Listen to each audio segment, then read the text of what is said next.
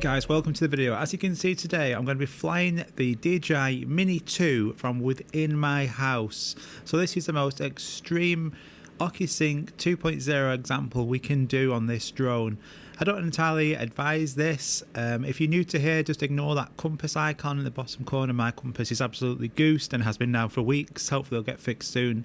But let's continue flying this drone forwards towards the beach and see how well this drone does.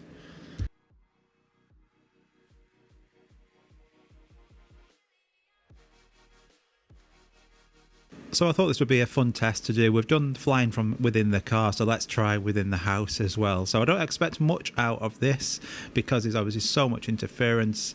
We're just going over a tram track now, so I'm going to increase that height and then continue going, if we can, towards that beach. The original Mini, you won't be able to even get this far. I have done a test within the original Mini when I had that, but that was absolutely pathetic. So far this is going really well. The signal though, 2-3 bars, but it is going to go up now, back up to full strength, you'll see, just as we've now passed that tram track. So considering we are in the house flying this drone, it's performing really well. But look at this drift. It looks like it is still drifting if you look just slightly to the left hand side, and once again there's hardly any wind today, but we've still got that drifting issue which needs to be fixed hopefully soon. So many of you, thanks for replying, were saying you've also got the same drifting issue. We're now getting some choppy signal on that RC. Signal is dropping. We're only on 1 bar, getting a few warning messages here. There is a radar tower a little bit further on, so that's going to cause some interference. But to get this far, I think it's done pretty well. But we'll continue flying and just see if we can get over to that shoreline before it gives up. But in any situation like this, we are relatively low, so I've got the option of increasing the height. But just by pushing it through, you sometimes do get some spots of poor interference in the area you're in. So just by increasing the height or just changing direction slightly, you can get that signal back. But it looks like certainly in this location that we're not really getting any progress. Them signals, interference messages keep coming on. So I'm going to give up at this location and we're going to go and fly somewhere else and see how it performs then.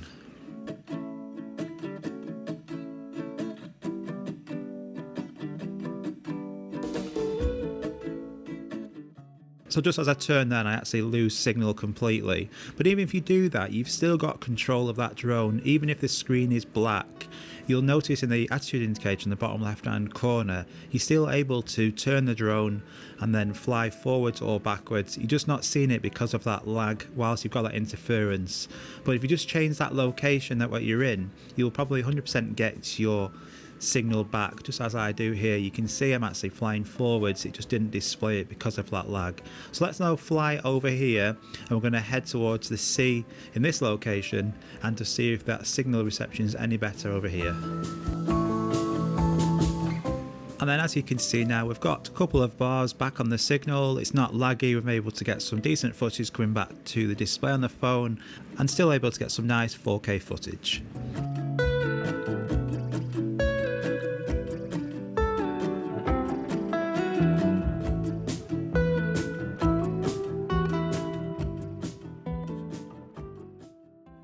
Okay, let's go this direction now. We're going to follow the path here just on the shoreline, the promenade, and we're just going to see how well that performance of the signal does.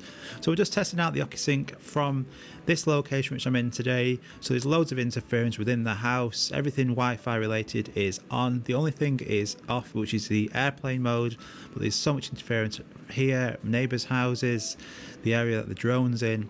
And I think this drone is performing excellent considering all them factors, that you're still able to fly. And at this location again, there is no stuttering. Coming up there, them 2 hours where there's some radar towers, so it shouldn't be able to get anywhere close to this distance of what it's actually managed to get today. I've now just increased that height to just under 100 meters, but we're getting some strong wind and warning messages now because of that height. So I'm going to just decrease that height a little bit, and then the signal, again, we've not had any return to home messages come on. It's just continuing to fly. The Ocusync 2.0 is certainly beating me on any test I'm putting it through. As I said at the start, it's not the best location to be flying this whatsoever, and you don't need to. I'm just showing it for some fun. But the drone can certainly handle it. So I'm going to fly back now. But look at this battery as well. We're still on 50% battery. Absolutely incredible.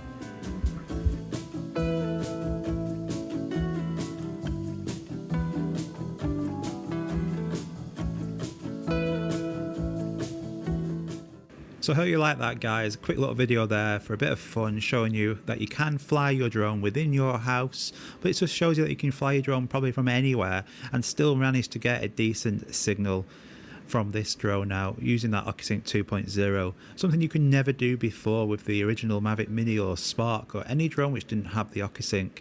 So I hope you found that helpful and useful, entertaining.